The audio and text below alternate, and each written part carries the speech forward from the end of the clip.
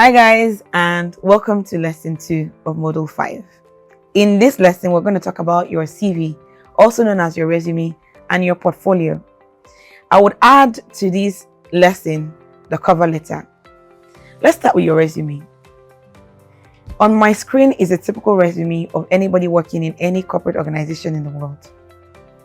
However, on this other side is the resume of a fashion professional, in this case, a fashion stylist.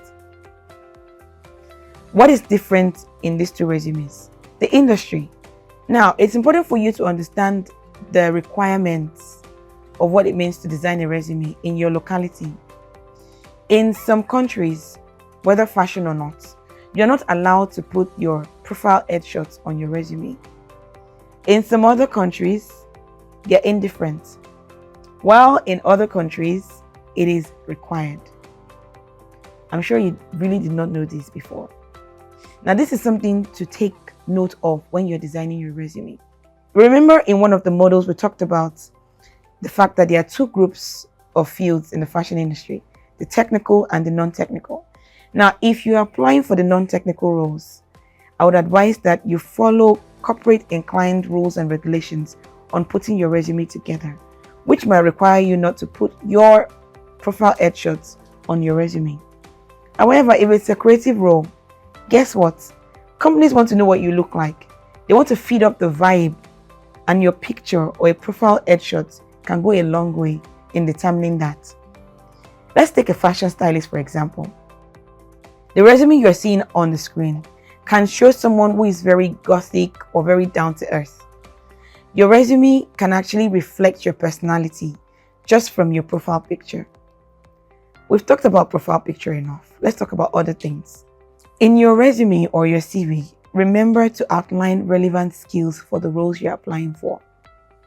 Don't make the error of using a template for your number 1 dream job for your number 2 dream job. Of course, I'm sure you understand what I mean by dream job 1, dream job 2. One of them has to work, but one is your favorite, right?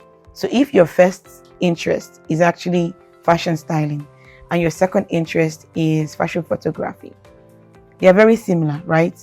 However, what you would put on your resume for a fashion stylist cannot be the same thing you put on your resume for a fashion photographer. For a fashion stylist, you can say that you've worked with renowned fashion stylists in your locality, you've styled or you've worked with stylists backstage at XYZ fashion show, you've worked on a group project or a collaborative project with XYZ designers or shoe brand or something. You can actually use the same experience, but the description will come in a different way for your fashion photography portfolio or resume. In your fashion photography resume, you're going to focus more on the skill, the photography skill. We worked on Project XYZ for Sony as an awareness campaign where we, featured sustainable brands or designers who came from poor backgrounds and have, something like that. I use Sony XYZ blah blah blah. You talk about the kind of tools you used, the kind of setup that was used, or the kind of magazine that works with you. You can also talk about other stylists that worked with you on set, even though you were one of the stylists, to sort of buffer your resume. Now, aside from your experience, you also want to mention your skills. In today's world, certifications are very much required, and they are valid. Because it's a creative industry or an industry within the creative industry, certifications are key. Put together a brief set of certifications that are relevant, again, to the role you're applying for. If you did a fashion design training, it's not relevant for a fashion photographer. If you did graphics design, it is also not relevant for a fashion photographer. But if you did a short course or a certification in editing, video editing, photo editing, that is extremely relevant in your resume. If you attended 1 or 2 workshops in photography, those are relevant.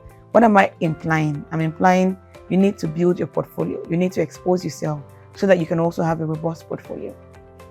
Now, there are some things to ensure or avoid while designing your resume. Typography. Please ensure that you double check or you cross check or get someone to proofread your portfolio for you. Make sure you put correct dates and bio data of yourself. I had a case where I was interviewing a talent with a company. This individual has actually proceeded to the third stage of interview, if I remember clearly, with a renowned fashion designer in Nigeria. And he was asked how old he was. And he mentioned an age that was not the same thing on his resume, simply because of typographical error. And that made them question if he was very truthful, if he was someone that had integrity, because it's possible to adopt the football industry technique just because you're trying to land a job. And that will give business owners concerns about your integrity. Now, aside from ensuring that there are no typos and your bio is concise and well written, ensure that you add your hobbies. These are some things that you might think are not a big deal, but they are. In an interview with a young guy who was applying for brand strategist, one of his hobbies was actually card making, traditional card making. That took the interest, or that caught the interest of the business he was applying to. The founder literally wanted to understand why he had an interest in designing cards, traditional card design. Guess what? It sort of revealed the fact that he had the patience, the calmness to actually do a thorough job, because traditional card design requires calligraphy and a lot of other details. And that made him look a lot more creative and unique. And I'm sure that amongst many applicants, he stood out because of this.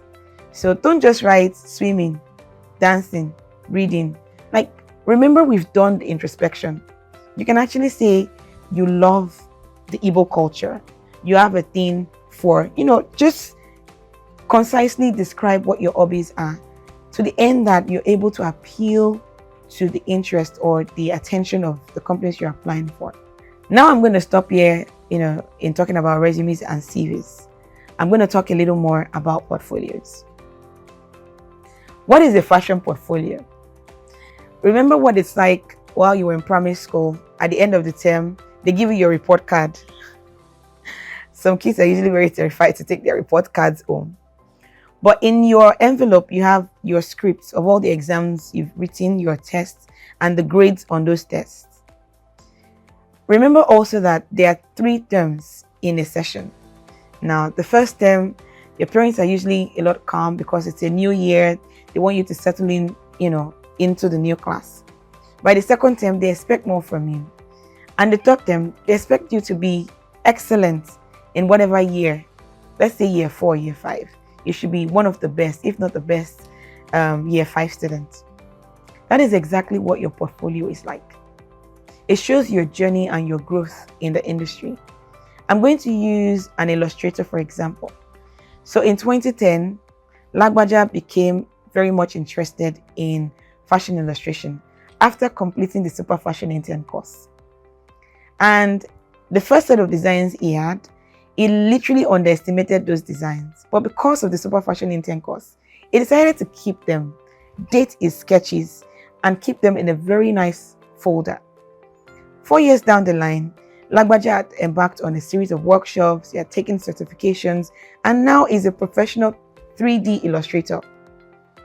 One thing we forget is the fact that recruiters in the fashion space want to see your growth, and the easiest way for them to do that is through your portfolio. So when they interact with your portfolio, they're literally walking in your world. They're actually experiencing your thinking process, your design process. They're experiencing how you've improved from one stage to the other.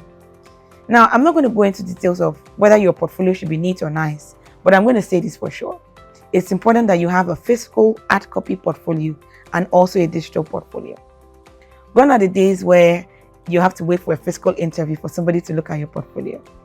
While you're applying, businesses actually request for you to attach your portfolio, which means at the end of this course, make this a priority, or at the end of this module, make this a priority to put together your portfolio. Go and look for scraps of fabrics that you used for designs a couple of years back. Put them on a paper. If you think that you're interested in designing a portfolio workshop, kindly send us a feedback. I am sure that we can work something together. But back to the conversation. A portfolio, in essence, reflects how you think, reflects your skill set, and finally reflects where you've been. Now, if you're someone who has only been working on your own, you've not done any collaboration with anybody, you have not worked on any project apart from your own project, it would limit your skill set and it would limit your expertise. So I hope with this brief explanation of what a portfolio is, you are able to see the importance of designing a portfolio alongside your resume. I remember at the start of this lesson, I said I was going to talk about your cover letter. Guess what a cover letter really means? Telling your story. A cover letter embodies your resume and your portfolio, but in a story format. Now, if you never took letter writing serious in primary and secondary school, well, you can leverage on AI tools like ChatGPT. But guess what? You still have to write the story for ChatGPT to refine for you. The whole essence of a cover letter is to help a person at a glance read through and see, oh, this person has gone to this country to work. This person went to learn how to make akwete in the East and then came back to learn adire, then also learned ashoke weaving, and now he just completed a degree in textile design. Girl, they're going to be very much interested in you because right there in your cover letter, you have sold yourself to them. So your cover letter is like a sales pitch of your skills, your ability, and why they should hire you. We're done with this lesson and we're going to move on to conversations concerning interviews in the next lesson. See you there.